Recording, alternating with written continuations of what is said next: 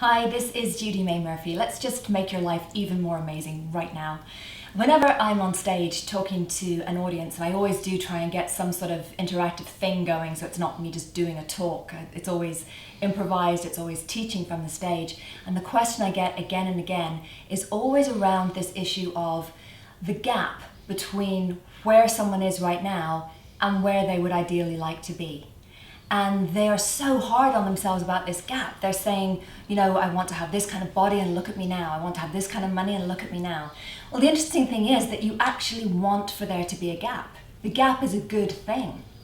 And what you're going to do is as you start to achieve, as you start to get the material things and the experiences and the life conditions that you want in place, you're naturally going to start to push things out. You're naturally going to start to say, okay, now I'm here and I want it to be here. There are, however, a couple of things that we need to keep an eye out for. The first one is that the gap isn't too big.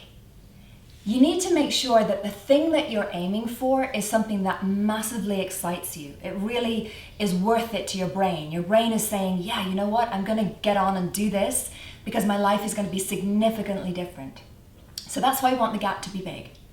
Now, we don't want it to be so big that it just seems completely impossible. So if I'm working with someone who, for example, made $30,000 last year, and suddenly they say they want to make 30 million, there's a credibility gap, literally, in the gap.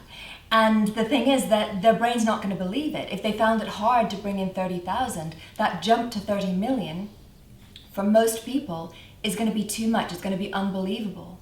However, if you just kind of stagger it and say, okay, so this year we're going to bring in 120,000. And then we're going to bring that up to maybe 700,000 the next year, and then maybe a couple of million the next year. And then they can see that they're going to be going on their way to making that 30 million.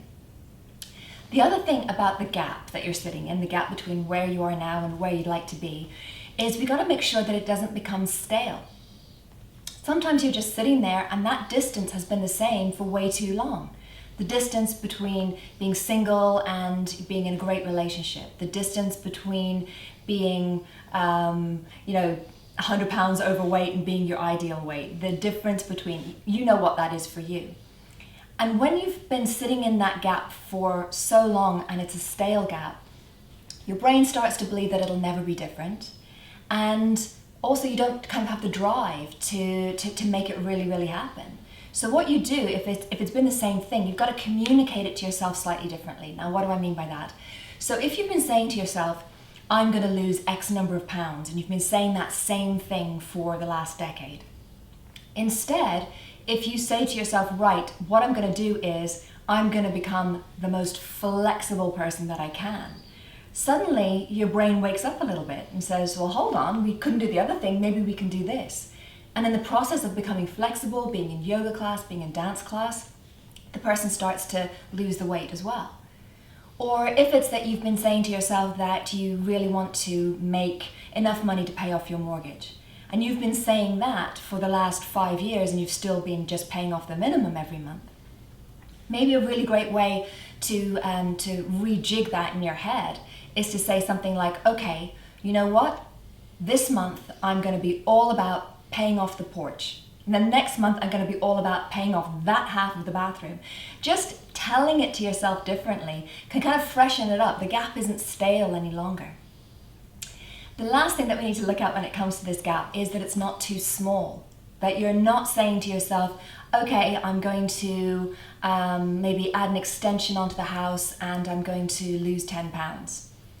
That's not going to make a big enough difference to your life for you to get really excited and to start to do all kinds of other things. So make sure that you have a big enough gap that you're exciting yourself. Now, the reason most people make the gap really small, give themselves small, tiny goals, is because they've been hurt and disappointed in the past. But we're starting to see that that hurt and disappointment needn't be the case for you. Just because it's always been a certain way doesn't mean that that breakthrough isn't on its way very soon. And the fact that you're looking at YouTube videos, you're getting inspired here, there, and everywhere. By the way, do join me on Instagram. It's Judymay_Murphy. But the fact that you're doing all these great things, there are a combination of things that are going to end up in a tipping point, and you're going to find suddenly you're kind of sailing over that gap, and you're starting to get it done. Okay, I don't want to keep you for too long today because I want you to go out and start to do incredible things. So here's just a little bit of a task for you as you start to do that. Say to yourself, do I need to be more excited about my goal? Do I need to maybe make it bigger, increase that gap so it feels like a fun thing to do to get from here to there? Is it that it's become stale and I need to talk to myself differently, set it up in my brain differently? Or is it that I haven't really been challenging myself? I've been expecting something small, whereas I'm a huge, big, amazing, awesome person, and I know that you are. Talk to you very, very soon. Until then, stay curious, stay loving, and stay in the game.